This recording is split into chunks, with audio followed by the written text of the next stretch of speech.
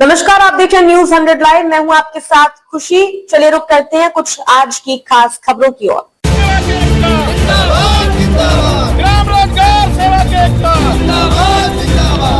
बच्चों की फीस रुकी, उधार पर चल रहा घर, आखिर कब मिलेगा मेहनत का हक?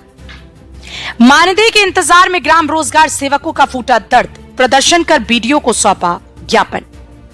गांवों में रोजगार का पहिया घुमाने वाले कर्मचारी आज खुद आर्थिक तंगी के शिकार हैं। संत कबीर नगर में मानदेय न मिलने से ग्राम रोजगार सेवकों का दर्द सड़क पर छलक पड़ा। बच्चों की फीस रुकी है, घर उधार पर चल रहे हैं और परिवार चिंता में डूबे हैं।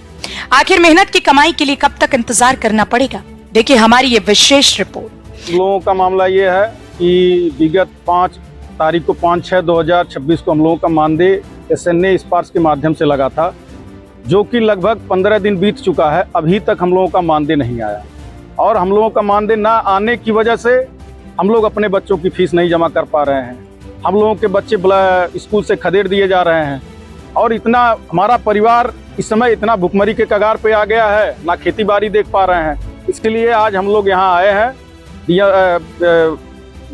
BDO साहब को ज्ञापन दिए हैं और अगर ये हम लोगों की मांग नहीं 3 दिवस के अंदर अगर हम लोगों का मानदेय नहीं मिलता है तो हम लोग बृहद आंदोलन एवं धरना करेंगे। कितने दिनों का मानदेय बाकी है? हम लोगों का विगत 8 महीने से 9 महीना ये चल रहा है। मतलब मानदेय से ही नहीं भाई। बाकी आप लोग जो रोजगार सेवक का मूल काम है उसको छोड़ कर देखा जाता तमाम सारे काम विभाग का भी करते हैं। हाँ, विभाग का करते हैं, लेकिन वो खाली विभाग हम लोगों से काम लेता है, उसका कोई हम लोगों को पारितोषिक नहीं मिलता। संत कबीर नगर गांवों में रोजगार और विकास की योजनाओं को धरातल पर उतारने वाले ग्राम रोजगार सेवक आज खुद आर्थिक संकट के दौर से गुजर रहे हैं। 5 जून को मानदेय जारी होने के बावजूद 20 जून तक भुगतान न मिलने से सैकड़ों परिवारों के सामने रोजमर्रा का जीवन संकट बनता जा रहा है।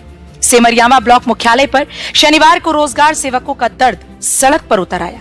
हाथों में ज्ञापन और दिल में पीड़ा लिए कर्मचारियों ने विरोध प्रदर्शन किया तथा मनरेगा कर्मी एकता जिंदाबाद, रोजगार सेवक संघ जिंदाबाद के नारों से परिसर गूंज उठा। इसके बाद सभी ने खंड विकास अधिकारी को ज्ञापन सौंपकर तत्काल भुगतान की मांग की। प्रदर्शन के दौरान कई रोजगार सेवकों की आंखों में बेबसी साफ दिखाई दी।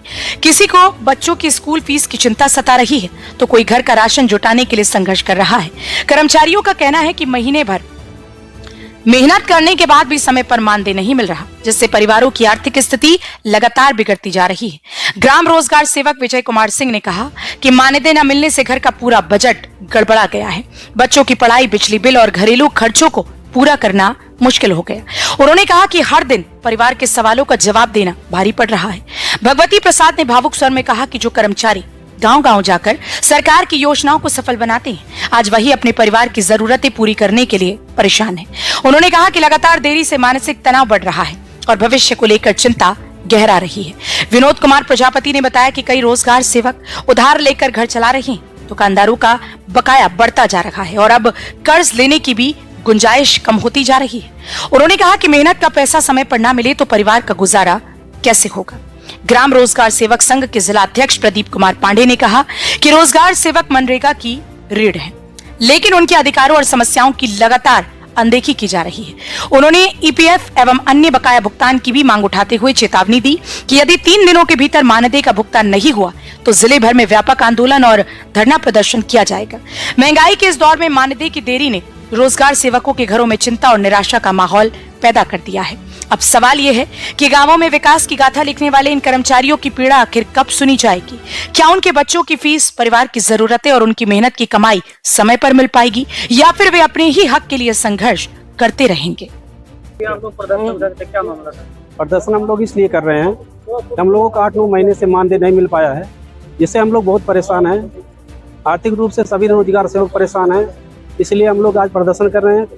हम लोग का 3 महीने का डोंगर लगा है मानदेय के लिए, लेकिन वो भी 15 दिन से 1 हफ्ते 2 हफ्ते कह के टाला जा रहा है, मिल नहीं पा रहा है। जिससे हम लोग परेशान होकर के आज ब्लॉक स्तर पर BDO साहब को ज्ञापन दिए हैं कि 3 दिवस के अंदर अगर हम लोग का मानदेय नहीं मिलता है तो हम लोगों के द्वारा ब्लॉक मुख्यालय से लेकर जिला तक धरना प्रदर्शन किया जाएगा। क्या मामला था अभी आप लोग प्रदर्शन कर रहे हैं? हम लोगों का विगत 9 माह से मानदेय बाकी है और बहुत ज़्यादा समस्या हो रही है। हम लोगों का परिवार भुखमरी के कगार पर आ गया है और बच्चों की फीस नहीं जमा हो रही है।